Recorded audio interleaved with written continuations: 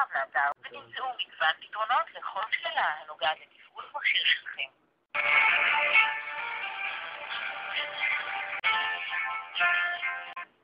אורן, שלום, מדבר רונן. שלום רונן. וברכה. שלום, יש לי בעיה במכשיר, מהמשחקים שלכם. הורדתי משחק שלכם מהפורטל של אורנג'.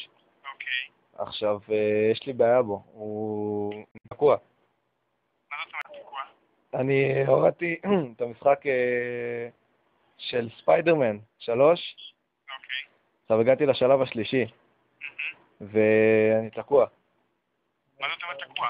יש שם, הגעתי לשלב השלישי, עכשיו יש לך שם את הבניינים ויש לך שם מלך. אז המלך יורה עליי קורים ואני כל הזמן נפסל. מה זה שאני אעשה? איך אתה יכול לעזור לי? אני לא יכול לעזור לך. איך אני עובר את המלך? אני ממש לא יודע. למה אני אומר לך שיש לנו מידע על כל המשחקים שלנו? זה אמור להיות כאילו עזרה, אני יודע. אנחנו עוזרים, אתה לא מצליח להוריד אותם. לא, אני הורדתי אותו, זה בסדר גמור. עכשיו הגעתי למלך, שלב שלישי, קורי עכביש. עם מי אני מדבר? עידן.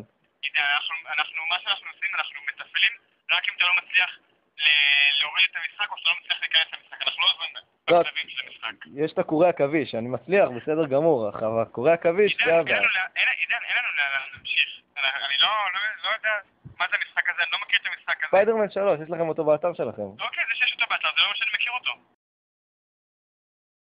אתה יכול להוריד אותו. ממש לא. אני לא אגיע עכשיו לשלב 3 ולבדוק מה עושים עם המלך. טוב, בסדר, זה די קל, אתה רק כולה צריך לעבוד. אוקיי.